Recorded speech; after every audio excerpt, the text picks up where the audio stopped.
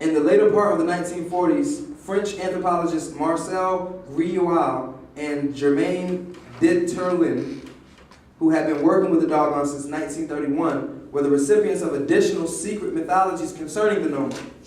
The doggone reportedly related to them a belief that the Nomos were inhabitants of a world circling the star Sirius. The Nomos descended from the sky in a vessel accompanied by fire and thunder. After arriving, the Nomos created a reservoir of water and subsequently dove into the water. The doggone legends state that the Nomos required a watery environment in which to live. According to the myth, the Nomo divided his body among men to feed them. This is going to be on the test. The Nomo divided his body among men to feed them. That is why it is also said that as the universe had drunk of his body, and that's an old statement, that they drunk his body, the Nomo also made men drink. He gave all his life principles to human beings. The Nomo was crucified on a tree. Again, another thing on the test. The Nomo was crucified on a tree, but was resurrected and returned to his home world. Sound familiar?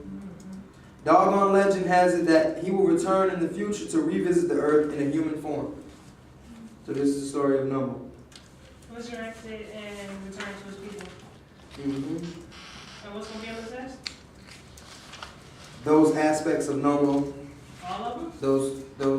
His pretty much his story. Well, from the point where his body is dispersed, the people eat of his body and drink of his blood. Then he's crucified. Like Jesus. Then he's resurrected, and he's said to return one day. Jesus? No. Jesus? Horus. That's what It's Jesus. This is the Zulu Nomo. This is one that we're just introducing, the Zulu Nomo. Okay?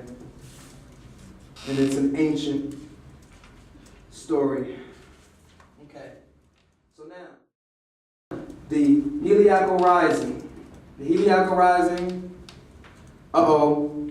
We got a young astronomer in the back. No, I ain't saying I know what it is. What's up? I wanted to say that story is before the Council of Nicaea, right? Oh, this story dates back before recorded history. I just want to Yes, get that sir. out there, you know? Yes, sir. This story dates back before recorded history. Okay. So how many planets do we have now? Like literally? Ocho. There are accepted 8. The ancient people saw 12. Makes so we sense. only accept 8 and we don't accept 12? No, we accept 8. I accept 9. Did you spell Halatial wrong? Okay, we accept 8, so where's the H-E- other 4? Liacal. So is it Halatial? Yeah. Excuse Oh, me. unless Heliacal Rising. unless, I'm saying like we accept 8, but they accept 12. So Mhm. are we not accepting the sun and then like the Series A and Series B as a planet, which the ancient people did, which made it 12? Right.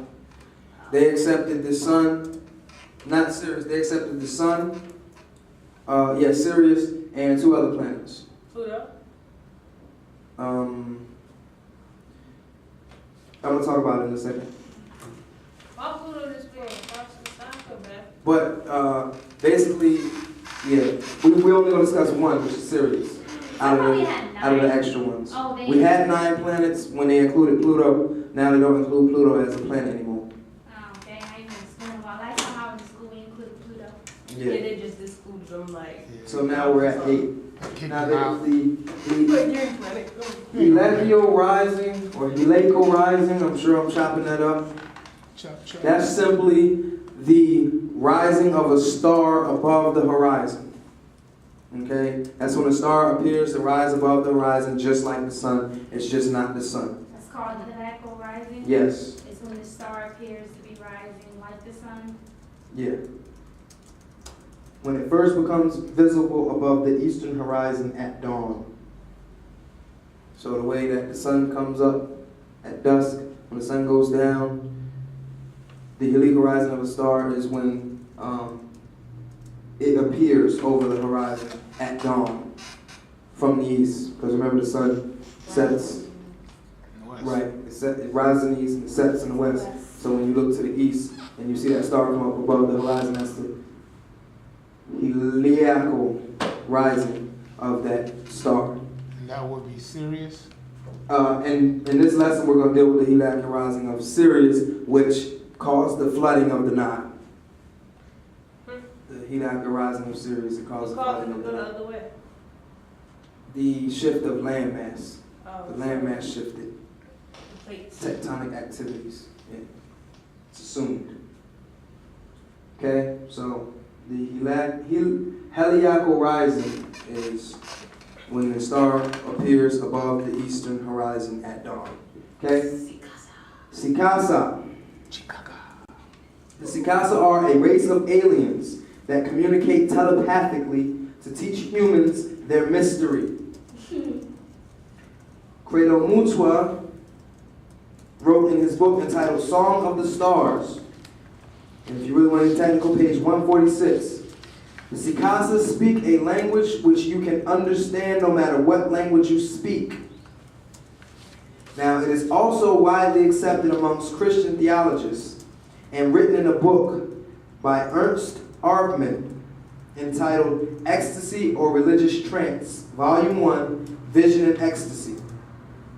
I'm going to put this up on the screen for those that are looking online or on DVD. Ernst, E-R-N-S-T, Arbman, A-R-B-M-A-N. The book is Ecstasy or Religious Trance, Volume 1, Vision and Ecstasy. If you use this keyword, if you look for this book, you'll find its credentials. It's widely accepted amongst Christian theorists. And it says that in the third heaven of St. Paul, he observed the speech of celestial beings in a wordless language. Didn't say angels. He said the speech of celestial beings in a wordless language. Paul, St. Paul, on his rising. Okay. In the third heaven. So the Sikasa is a race of aliens that communicate telepathically Yes. to teach humans? Yes. Their mystery. Okay? And in Western literary sciences, we have the term classical planet. The term classical planet is those planets that are recognized by ancient people. Now remember, we're going to challenge that thoroughly. But we're dealing with the Western approach because we want two reasons. One, we want to maintain an educational institution as is written in the Internal Revenue Code. And two, because we want you to be able to go into Western literary sources and find this information yourself. So the classical planets, by their standards, are the planets, they define it as the planets that were known by ancient people. And there are only 4, the terrestrial planets. So they're trying to say they... And 2 of the gas giants, I'm sorry. The terrestrial planets and 2 of the gas giants, with the exception of Neptune and Uranus. And Pluto, so-called. Well, that's not, when we deal with Western literary sources, Pluto's not a planet. Well, it used to be. It's not now. So a classical planet is those 6 planets with all of the planets except for Neptune and Uranus. Neptune and Uranus are the modern planets. They're considered the modern planets. Okay? So classical planets are planets in the Western world, planets that were known by ancient people. And modern planets are planets that have been newly discovered. Okay? Right. Mm-hmm. That's why so many planets tattooed on in hieroglyphs. Mhm. Why can we say it? Hieroglyphs, yeah. Hieroglyphs. And But we're gonna break it down in our discussion.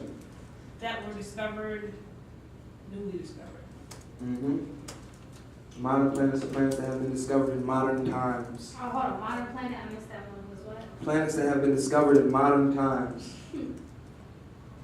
Okay? And finally, well, next to finally, a gas giant is a Jovian planet that sits within the outer solar system. A gas giant is a Jovian planet that sits within the outer solar system. And does anybody know what the word planet in the ancient Greek language actually means? A celestial body.